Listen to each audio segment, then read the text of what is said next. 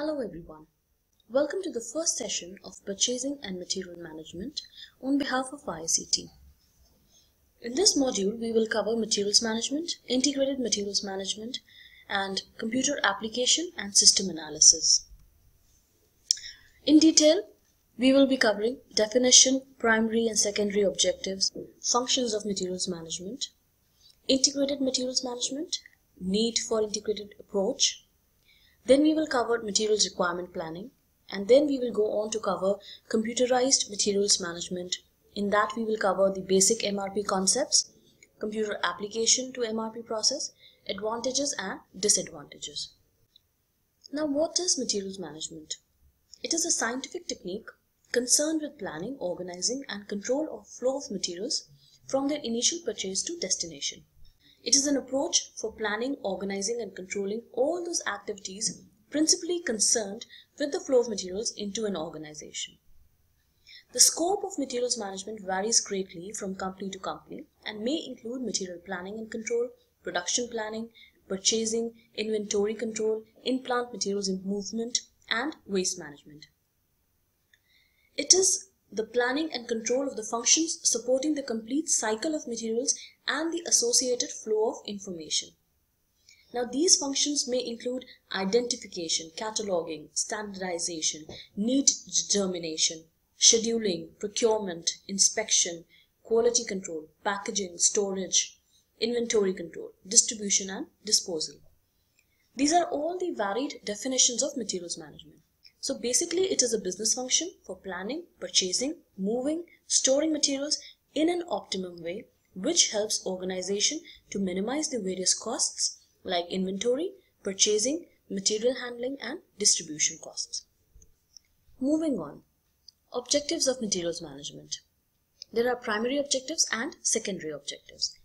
Now, the primary objectives are low prices, lower inventories, reduction in real cost, regular supply, procurement of quality materials, efficient handling of materials, enhancement of firm's goodwill, and locating and developing future executives. Just a bit in detail. Now, if materials department succeeds in reducing the price of items it buys, it contributes in not only reducing the operating cost, but also enhancing the profits, that is low prices. Lower inventories. By keeping inventories low in relation to sales, it ensures that less capital is tied up in inventories. This increases the efficiency with which the capital of the company is utilized, resulting in higher return on investment. Storage and carrying costs are also lower. Reduction in real cost. Efficient and economical handling of materials and storage lowers the acquisition and possession cost, resulting in the reduction in the real cost. Continuity of supply of materials is essential for eliminating the disruption in the production process. In the absence of regular supply of materials, production costs go up. Procurement of quality materials. Materials department is responsible for ensuring quality of materials from outside suppliers. Therefore, quality becomes the single most objective in procurement of materials. Efficient handling of materials. The effective material control techniques help the efficient handling of materials, resulting in the lowering of production cost. Good relations with suppliers of materials enhances the company's standing in the society as well as in the business community. Lastly, materials manager must devote special effort to locate men at low positions who can take up executive posts in future. So it helps in developing talented personnel who are ready to undertake future responsibilities of the business relating to materials management. Moving on, secondary objectives. Reciprocity. The purchase of raw materials from the organizations of the customers by the concern and in turn sale of finished products to the above customers is known as reciprocity. It serves the twin purpose of increasing purchasing as well as sales. New developments. The staff of the materials department deals regularly with the suppliers responsible for new developments in material handling. These developments can be successfully applied in material handling and management. Make or buy decisions. Now, the material manager with regular reviews of cost and availability of materials can safely conclude whether the material is to be purchased or developed in the organization itself. Standardization of materials. It is greatly helpful in controlling the material management process. With regular stock taking, non-standardized items can be rejected and standard components may be brought into product designs to reduce the cost of production. It is further helpful in promoting the standardization with suppliers. Assistance to production department. By supplying the standardized materials, quality products can be assured. It is helpful in imparting the economic knowledge in bringing about the desired improvement in the product. Cooperation with other departments. Successful management of materials contributes to the success of every other department in the organization. At the same time, success of materials department depends on how successful it is in getting the cooperation of the staff of the other department. Conception of future outlook. Materials manager must have some conception of future outlook for prices, cost, and general business activity, which means he should be able to successfully forecast. It is the ability to foresee the prices, costs of raw materials, and general business conditions through their daily contracts with the suppliers. From the above, it is clear that materials management serves twofold objectives: to strive for a reduction in cost of production and distribution, and secondly, to help the enterprise in attaining its objectives. These dual objectives of the materials management further aim at maintaining the regular flow of production by purchasing materials of right quality in a right quantity at the right time from a right source on right terms and conditions and at a lower price. It is helpful in efficiently controlling the inventories. It is further beneficial in developing good buyer-seller relations, coordination with other departments, and considerably helping the organization to grow and advance in a technical field. Integrated materials management. All the materials related activities such as material planning and indenting, purchase system and procedure, variety reduction through standardization and rationalization, reducing uncertainties in demand and supply, handling and transportation, inspection, proper storage and issue of materials to the internal customers, inventory management, vendor management, and finally disposal of obsolete, surplus and scrap materials taken together is termed as integrated materials management. For example, while inventory manager would like to have minimum level of inventory to show off his performance, purchasing manager would like to place bulk orders in order to lessen his workload and show discounts as reductions. Both of these acts may be a little contradictory from the organizational point of view. That is, if some of the functions were to be handled separately, a conflict of interest may occur. Therefore, the conflicting objectives need to be balanced and intertwined from a total organizational viewpoint so as to achieve optimum results for the organization as a whole. In an integrated setup, one material manager is responsible for all such interrelated functions and he is in a position to exercise control and coordinate all the activities with a view to ensure proper balance of the conflicting objectives of the individual functions. Integration also attains the synergetic advantage in terms of eliminating watertight compartments that set in a disjointed environment of working. The resulting benefits can be seen in terms of rapid transfer of data through effective and informal communication channels. The logical sequence in materials management is forecasting the requirements, deciding stocking policies, vendor evaluation or source selection, release of orders, follow-up of orders, receipt of materials, issuing stock of maintenance, stock accounting, and finally inventory control. The tangible advantages of integrated materials management are better accountability, better coordination, better performance, better adaptability to EDP, and intangible advantages are noticeable team spirit, morale, and cooperation. Now, efficient management of input materials is of utmost importance and it leads to maximizing materials productivity, which adds to the profitability of the organization. So, efficient management of input materials is of utmost importance in a business. Well-coordinated approach towards various issues involving decision making with respect to materials is called integrated materials management, and that is what is depicted in this diagram. Independent versus dependent demand items. Demand for end product items is called independent demand, while demand for items containing manufacturing inventories is called dependent demand. Some independent demand items must be carried on a continual basis. Some dependent demand items need only to be stocked just prior to the time they will be needed in a production process. Dependent demand refers to the demand for items that are sub-assemblies or component parts to be used in the production of finished goods. The amount of dependent demand is the function of the amount of independent demand.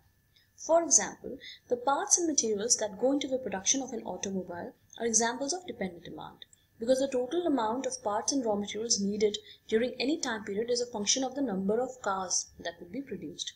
Conversely, demand for the finished car is independent demand. A car is not a component of another item. Independent demand is fairly stable once allowances are made for seasonal variations, but independent demand items tend to be sporadic or lumpy. Large quantities are used at specific points in time, with little or no usage at other points. Some independent demand items must be carried on a continual basis. Some dependent demand items need only to be stocked just prior to the time they will be needed in the production process. The predictability of some dependent demand items means that there is little or no need for safety stock. Moving on, materials requirement planning. Now, it is a production planning, scheduling, and inventory control system used to manage manufacturing processes. Most MRP systems are software-based, while it is possible to conduct MRP by hand as well. MRP calculates and maintains an optimum manufacturing plan based on master production schedules, sales forecast, inventory status, open orders, and bills of material. If properly implemented, it will reduce cash flow and increase profitability. MRP will provide you with the ability to be proactive rather than reactive in the management of your inventory levels and material flow. Since investment in MPC systems is large and fixed over a long period of time, its design must support the firm's competitive strategy. A wide range of options are available in designing MPC systems, and the choices must be governed by the firm's competitive needs.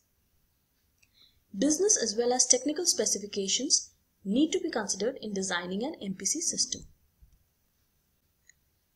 Materials requirement planning, integrated MRP and JIT, just-in-time system. The need for integration arises in companies that have an installed MRP system and are in the process of implementing some aspect of JIT. Often these JIT programs seem to conflict with the MRP system that the firms may have in place. As lead times shrink and material velocity increases, the limiting activity can turn out to be transaction processing. Increased demand can compound the problem. The primary inputs of MRP are a bill of material, which tells the composition of a finished product, a master schedule, which tells how much finished product is desired and when, and an inventory record file, which tells how much inventory is on hand or on order. So the planner processes this information to determine the net requirements for each period of the planning horizon. Computerized inventory management system. Advantages and disadvantages, and we will also cover 3 types of computerized materials management function. No matter the nature of your business, you need to keep track of the products your firm has on hand. Keeping an accurate inventory is critical to lowering costs and providing a more streamlined operation. As a business owner, you can rely on traditional hand counting methods or institute some form of computerized inventory control. So both approaches have their benefits and drawbacks. So a computerized inventory management system makes everything from inputting information to taking inventory easier. Doing a hand count of inventory can take days. But with a computerized inventory management system, the same process can be done in a matter of hours. Document generation. Once the system is in place, managers and workers can use it to automatically generate all kinds of documents, from purchase orders and checks to invoices and account statements. Managers can also use the system to automatically order products when they run low. Timely data. With a manual system, data is only as accurate and up-to-date as the last hand count. With a computerized system, the management team can pull a report and instantly see how many units are on the floor, how many have been sold, and which products are selling the fastest. Reliance on technology. With a computerized inventory management system, the disadvantage is that the company is at the mercy of its technology. Outside factors like power failure, loss of internet, network connectivity issue, these can render the system temporarily useless. Accuracy issues. A computerized system alone does not ensure accuracy, and the inventory data is only as good as the data entry that is created. So companies that plan to use a computerized inventory system need to be aware of the risk of fraud or the accuracy issue.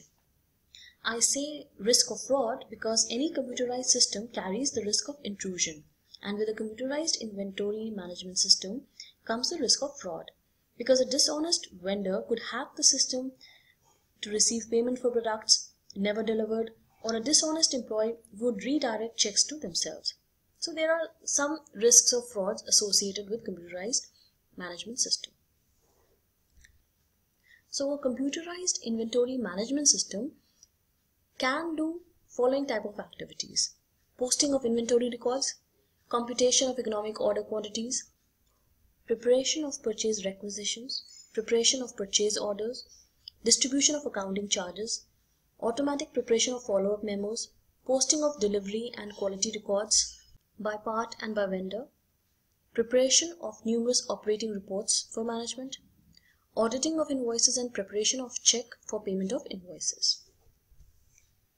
Now, computerized inventory management system has the option of giving operational and exceptional reports. For example, bills of materials report, price forecast, purchase budget, analysis of any kind, inventory levels, items below safety stock levels, movement analysis, outstanding payments, vendor rating, stock verification. All these are the kind of reports that can be generated from a computerized inventory management system. Exceptional reports can also be generated. For example, items for which consumption is more than the norms, items for which there is a supply of shortage and anticipated price increase, items with stock level above maximum norms, or there are obsolete items. The net requirements planning. Now this is carried out in MRP in the planning run after the planning file check and at plant level. So the system checks whether it is possible to cover requirements with the plant stock and fixed receipts already planned. In the case of a shortage, the system creates a procurement proposal. Gross requirements planning. The make to stock strategy, gross requirements planning, is particularly useful in mass production environments. It is often combined with repetitive manufacturing. So this strategy is particularly useful if you need to produce regardless of whether you have the stock or not. For instance, steel or cement producers might want to use this strategy because they cannot shut down production. A blast furnace or a cement factory must continue to produce even if this means having to produce to stock. This strategy is also frequently used if there is a materials requirement planning system in a legacy system that needs to be linked, which serves as a production execution system. Thank you for being a part of this session. I look forward to taking up your questions in the Q&A session soon to follow.